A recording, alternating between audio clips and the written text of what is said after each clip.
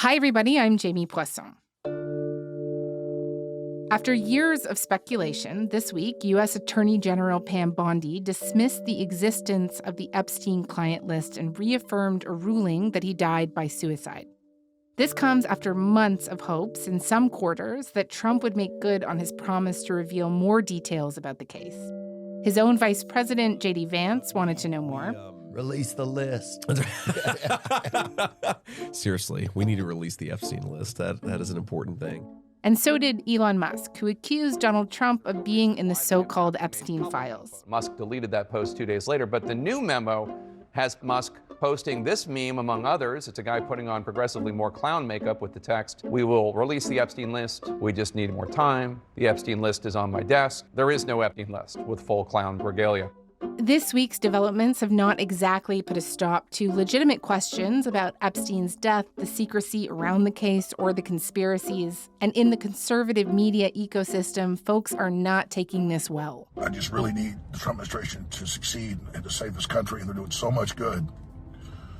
And then for them to do something like this tears my guts out. This is by far the biggest fumble of the administration. The current DOJ under Pam Bondi is covering up crimes.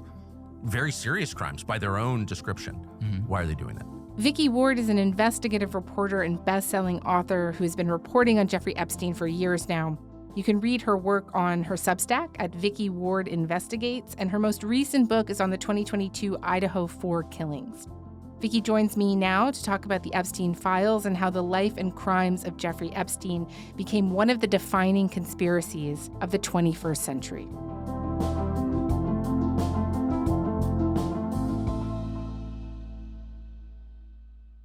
Vicky, hey, thank you so much for coming onto the show. It's great to have you. Thank you for having me. So let's walk through the DOJ dismissal of the so-called Epstein client list. They're saying there isn't one. Tell me more about what Pam Bondi had to say, and were you surprised by that finding? How to unpack all of that, Jamie. So I wasn't shocked that there was no quote-unquote client list, because having met Jeffrey Epstein and reported on him, as you say, for years, he's not the kind of guy who would keep a quote-unquote client list. This is a guy who had no footprint in the markets, despite, claiming he was the financial manager for some of the richest and most powerful men in the world. So my guess, and I'm obviously speculating, is that Pam Bondi got over her skis when she initially said she had the Epstein client list. The DOJ may be releasing the list of Jeffrey Epstein's clients? Will that really happen? It's sitting on my desk right now to review. That's been a directive. I think that was an unfortunate phrasing on her part, and she's now having to walk that back. I was asked a question about the client list, and my response was, it's sitting on my desk to be reviewed, meaning the file along with the JFK, MLK files as well. That's what I meant by that. Also, to the tens of thousands of video, they turned out to be child porn downloaded by that disgusting Jeffrey Epstein, never going to be released, never going to see the light of day. However, was I amazed when she said there was nothing other than child pornography in the quote-unquote Epstein files? That, to me, doesn't add up. She also said, Jamie, that Jeffrey Epstein had over 1,000 victims. So there is no way that one man abuses 1,000 victims without being propped up by other people. I mean, there are many, many question marks about Jeffrey Epstein, but the one that I have been most consistently pursuing and got no answers to is, what is the role of all the rich and powerful and famous men who enabled him? And their names, yes, one of them is Donald Trump's, another is Bill Clinton's, another was Prince Andrew, another is Bill Gates. I could go on and on and on. But the question is, knowing what we know about Jeffrey Epstein's criminal enterprise, where is any investigation and any record of the role of all these men who made Jeffrey Epstein, at the very least, rich. Leon Black, the financier, paid Jeffrey Epstein $160 million, he said, for tax advice. Where is a more detailed explanation of that, for example? Right. And so I think for Pam Bondi to say there's no there misses the point of the questions that have been asked about Jeffrey Epstein, because the outrage in the questions wasn't so much about Epstein's actions per se. It was about the system of power around him. Exactly. Yeah. You know, Pam Bondi said that she's not going to be releasing any more files. First, let's do what has been released so far. And then I want to talk about what hasn't. There has been a ton of filings and documents related to the case that have come out. Have they given us a clearer picture about what you're talking about here? Well, not to me. Yeah. I mean, you know, my name is in the Epstein files. And that's because I was somebody who had interviewed him, who knew Ghislaine Maxwell, and because I interviewed some of his victims. And so, you know, at one time, I think I was on both her and Virginia Roberts' witness lists. I was never called in their civil litigation. By the way, and therefore, it's also no surprise that Donald Trump was mentioned in the Epstein files, because as we all know, he and Jeffrey Epstein knew each other very, very well for many years until they fell out. So the Epstein files themselves did not contain anything new. They were just a comprehensive bundle of all the litigation and discovery of all the cases that we already know about. There was nothing new in them at all. What about what hasn't been released? Because objectively, there are piles of files and documents related to this case currently in the possession of both the FBI and the Department of Justice, as I understand it, that have not been released. So Pam Bondi is saying that's not the case, and that what she's sitting on is just loads and loads of videos of child pornography that she's got no intention. Right. She's saying this is child pornography that Jeffrey Epstein downloaded himself, used himself, right? Yes. Okay. So here's the difficulty with that. People know, I know because I sat through Ghislaine Maxwell's trial for 6 weeks, that there were tantalizingly cameo appearances of all sorts of high-profile people whose names would flash up before the jury because they were on planes with Epstein and Maxwell, or you know they had come to visit Jeffrey Epstein. But you know the trial was focused on one person, Ghislaine, and so you never got to see the whole picture. And given that Jeffrey Epstein lived in sort of plain sight, I think that for the government to not, for example, look at Leon Black, look more closely at all the men they know were involved with Jeffrey Epstein, I think is extraordinary.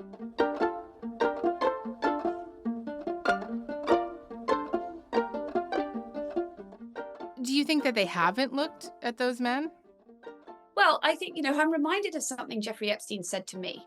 And that you have to remember, this man was a very, very clever. I mean, people focus on the depravity and the crimes, the sex crimes, which they're 100% right to do. But the whole other side of him was a very brilliant, manipulative con artist who took a lot of money.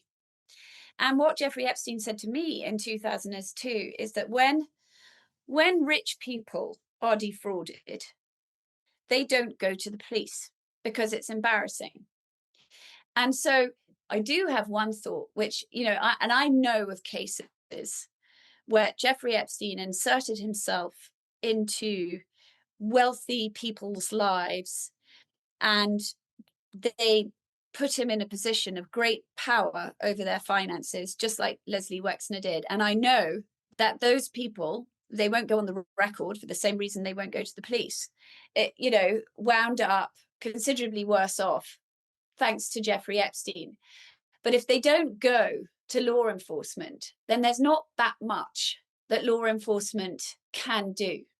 And one of the other things that I've reported a lot, Jamie, around the Ghislaine Maxwell trial is that sources have told me that there were a large number of settlements between various Epstein victims and other of the big names, big male names, and that those settlements were basically cash in exchange for silence. So again, if people don't go to the FBI and complain, it's unlikely that the FBI is going to start looking under rocks. Do you think, though, that there are records in existence right now that if they were released would give people more answers? I mean, people certainly seem to believe that, right? And I mean, even I was going through an article written by the journalist Julie K. Brown. Yeah. And she's talking about Epstein's computers from 2005 and 2019, that they haven't been released, the contents of those, lots of documents from the Ghislaine Maxwell prosecution, video cameras that Epstein kept in most of his residences, U.S. Marshal Service records that were charged with inspecting Epstein's planes. And I think the idea would be that they would need to record the names of passengers, right? Right. Federal grand jury evidence, at least 2 federal grand juries, this kind of stuff. Well, look, there's no question that those documents exist. Do you think there's anything in it that would satisfy people? Well, I'm sure there's a lot in it that would interest people. I mean, every time we get a document dump, I'm thinking most recently of the litigation around Jess Staley, the banker who ended up no longer running Barclays Bank because his involvement with Jeffrey Epstein. The correspondence, the email correspondence that emerged in that litigation between Epstein and Jess Staley was absolutely fascinating. You know, it showed you how Jeffrey Epstein dangled Prince Andrew, for example, as a sort of bait to lure wealthy and powerful men into his web. So would it be helpful for the public to see more? Unquestionably. I mean, Jeffrey Epstein remains an enigma and a mystery and a blot, frankly, on American history. And so I think people are right to want to know as much as they can about who he really was and what really happened to him.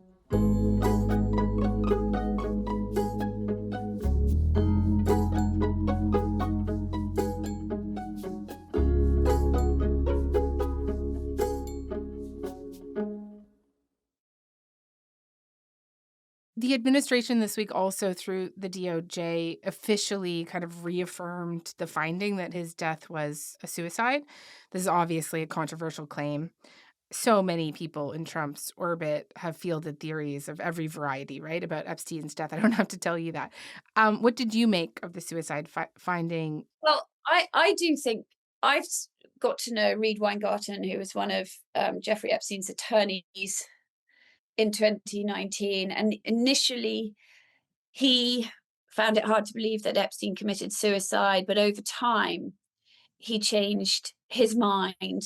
And I think, I mean, this is, pure gut talking. I'm not shocked that Jeffrey Epstein wanted to end his life, because even if he had got off, the shame and the stigma of what he was indicted for would have ended his life in the way that he wanted to live it. I mean, Jeffrey Epstein operated a concierge service for the world's plutocracy.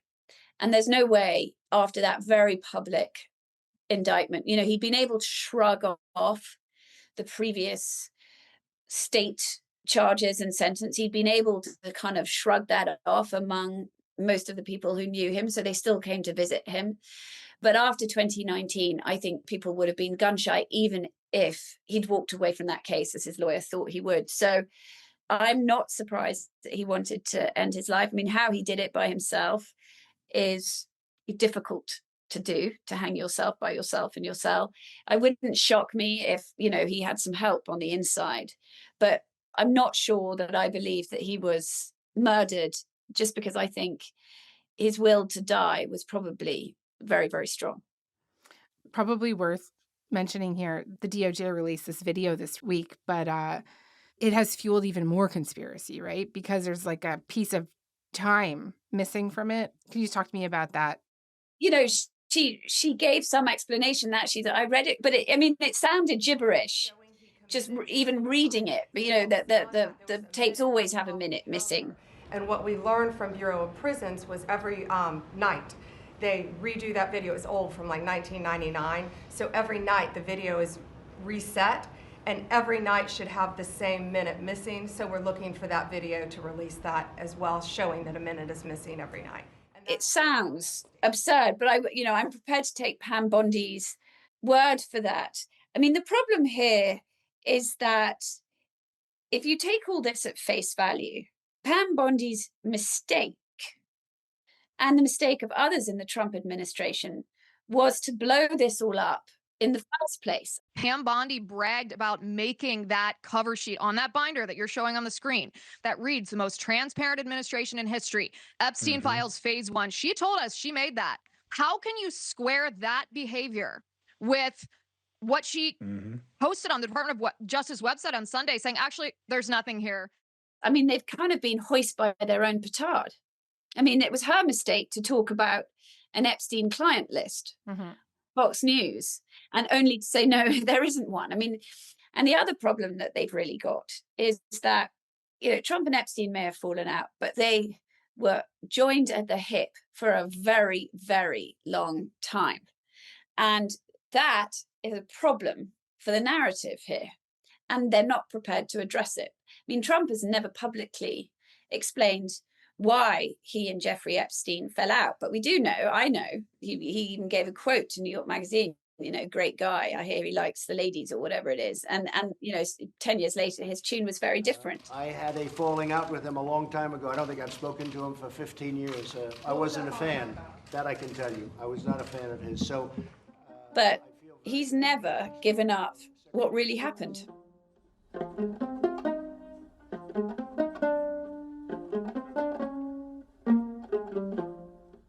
It is one of the more ironic features of this story that Trump, the man that many people have looked to expose the truth about Epstein, the truth about high-powered people caught allegedly in this trafficking web, is himself known to be such a... Yeah. What came to your mind when you heard Elon Musk, one of Trump's formerly most ardent allies, publicly saying that he himself was in the Epstein files? Well, I thought two things. One, as I've mentioned, of course, Trump is in the Epstein files, because if I'm in the Epstein files, just because of my relationship as a reporter, for sure, Donald Trump is going to be in the Epstein files. We know that. I mean, his name was mentioned in Ghislaine Maxwell's trial as being someone on the planes. So, by the way, one of the people whom Jeffrey Epstein met with, and this emerged in the whole Jas Staley litigation, was Elon Musk. And that was in the years after Jeffrey Epstein got out of jail in 2009, 2010. So I thought, this is Elon Musk stirring the pot, because as we know, he's fallen out with Trump, and this plan, he's trying to form a new political party. And there's nothing but upside here for Elon Musk. What about this story in particular is it that you think people, and particularly conservatives, find so compelling? It's an interesting one. Well, because it's the MAGA crowd, right? It's not necessarily concerned. Yeah. The MAGA crowd, and then, up until now, people now deep in this administration, we talked about Pam Bondi, but, Dan Bongino, the deputy director of the FBI, Kash Patel, the head of the FBI. I mean, these people were pushing this stuff. Who has Jeffrey Epstein's Black Book? Black Book. FBI. And to me, that's a thing I think President Trump should run on. On day one, roll out the Black Book. This is another thing they do. They overclassify. And I'm telling you, as a former number 2 in the IC, they overclassify 50% of the stuff there to protect the deep state. Oh, no, you can't see Yeah. that. Well, ironically, for the same reason that now people are so frustrated, because among the MAGA crowd, there's a deep mistrust of what they call the deep state. And there were so many unanswered around who Jeffrey Epstein was. I mean, it seems so unlikely on the face of it that a guy who never had a college degree, was kicked out of Bear Stearns, would suddenly become at the center of the world. And it was the world. I mean, you had Israelis, you had Gulf state leaders, African leaders. It seemed so extraordinary that this man would be at the center of the web of all of them for no reason. I mean, just because they liked him, there were women floating around. You know, there were so many question marks around why he'd evaded justice the first time around, why he evaded justice the second time around by dying, the extraordinary circumstances of the lack of the security cameras and the guards going AWOL. So many questions that I think it became a very useful narrative for the MAGA crowd. You know, when anyone ever said, well, you know, the deep state, what are you talking about? What's nefarious about it? Jeffrey Epstein became a very easy and obvious answer. Mm-hmm. I mean, now that these guys are in government, they're kind of walking away from this. They're saying nothing to see here. And do you think I mean, you kind of intimated before that they haven't really figured out how to answer some of the Trump stuff. But I mean, like, what do you make of this walk back? Is it because they got into these positions of power and there actually wasn't anything or enough to see there? Or, you know, how are you thinking about it? Well, I have to believe that Pam Bondi misspoke in May when she talked about the client list. Right. And I mean, the whole thing was so kind of ham-fisted right from the beginning, gathering the influencers there, handing them binders, which I can tell you had nothing. Yeah. But even the client list aside, she said, oh, there's so much more coming. So, I mean, if you give her and the rest of them the benefit of the doubt, it's unfortunate. It's unfortunate for them either way, because either they're covering something up, which is bad news. And if they're not, they're just incompetent. So this is not a win for the Trump administration. I know that there are a lot of people kind of in that mega universe that are really angry right now. You know, former Fox News star Megyn Kelly has been heavily critical of Pam Bondi. Pam Bondi has definitely made multiple inconsistent statements, and I'm sorry, but she does not deserve the benefit of my good opinion, and I'm not prepared to give it to her. Liz Wheeler, Alex Jones have talked about feeling betrayed, humiliated, used as collateral damage. Pam Bondi, all of it. All those videos are saying, yeah, she's seen the videos. It's all coming out. And then now it doesn't exist. I mean, what? What? But do you, one question I have is, do you expect there to be any material consequences here for Trump as we head into the midterms? Like, conservative media personality Liz Wheeler said on X, quote, Trump is massively misreading his base on this one. It could cost him the midterms. She referred to the Epstein issue as foundational for the base and, quote, something fishy about the Epstein stuff, his racket, his death, his friends, his intel connections, patting us on the head and telling us nothing to see here is infuriating. Forgive us if we refuse to believe government officials now who are asking us to believe a narrative that is contradicted by the evidence that we can see. Like, do you think that that's actually going to translate into real world consequences? Good. I don't think that the Trump base is suddenly going to vote Democratic, but they could just not show up for him. Yeah. 100% it could. I mean, they have done this to themselves. And now it turns out when you question systems, people question systems. And now the system that's being questioned is theirs.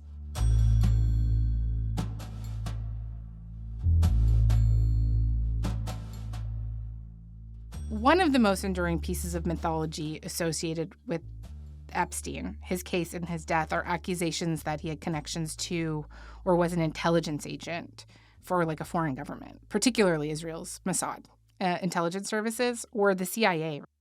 Pam Bondi was asked about them in a straightforward way this week. Alex Acosta, he allegedly said that he did work for an intelligence agency. So could you resolve whether or not he did? And also, could you say why there was a minute missing from the jailhouse tape on the night of his death? Yeah, sure. Pam, could I just are you still talking about Jeffrey Epstein? This guy's been talked about for years. Do you want to waste the time, and do you feel like answering? I don't mind answering. I mean, I can't believe you're asking. As someone who's been looking at this story for such a long time, how have you thought about this particular accusation, connecting Epstein to some sort of foreign or domestic intelligence service? Right. To be acting for another government, that you can do that in different capacities. You don't need to be on the government's official payroll. And I would be surprised if Jeffrey Epstein was on any government's official payroll. He didn't need to be. This was a man who walked in the middle of the global elite. And he was what they call a hyperfixer. He was able to pass information in a casual, private setting in his homes that were like mini castles and the island. But when countries were not officially talking to each other, Jeffrey Epstein was able to talk to everybody, which does put him in a position of considerable power. We know that he also was an informer for the US government in a very big financial case. He had worked with a guy called Steve Hoffenberg, who's now dead, but who back in the 1990s was indicted for committing the biggest Ponzi scheme in American history prior to Bernie Madoff. And Jeffrey Epstein was part of the scheme, and he absolutely flipped on him. And Steve Hoffenberg went off to jail, penniless, for 20 years. And he always believed that not only had Jeffrey Epstein flipped on him, he'd taken all his money as well. Where the Mossad comes in is because Ghislaine Maxwell's father, you know, he was a double, triple agent. Robert Maxwell was in some ways similar to Jeffrey Epstein, in many other ways not. I mean, one of them, you know, Robert Maxwell was a highly visible person who moved around the world sort of openly. Jeffrey Epstein was invisible, but the idea of the network around them was the same. But I think that, you know, Robert Maxwell definitely thought of himself as working for the Israeli government, and that's different. From your perspective, is this story kind of over now? Or do you think that there's still another big shoe to drop? Well, Jamie, I wish this story were over now. I began reporting on this guy in 2002. It was a miserable experience. And if you had told me then that in 2025, the world would still be obsessed by Jeffrey Epstein, back in 2002, no one ever heard of him, I would have been shocked and appalled. You know, there is still so much we don't know about him that I sort of have to believe there is way more to come, because when you have a web of people around you in the way that he did, that are bold-faced names, information eventually has a way of getting out. So we shall see.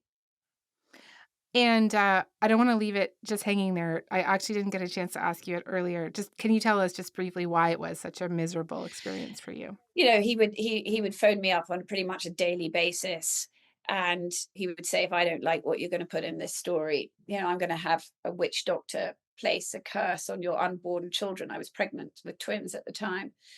And then he would say, and that's off the record. And, you know, some of the threats were really unpleasant, and some were sort of a bit stupid, like, you know, I'm going to make sure your children never get into a private school in New York. But we didn't know anything about Jeffrey Epstein. And then the editor of the magazine, I think at some point, found a bullet on his doorstep. And, you know, it emerged that as we were fact-checking the piece, he appeared in the offices of Vanity Fair. I went into labor early, and I was so worried that he was coming for them that my husband and I had to ask for extra security on the neonatal ward where they were. So yeah, it was not a pleasant experience. Vicki, wow, you've had quite a run here. Thank you so much for taking the time to chat with me. Thank you, Jamie.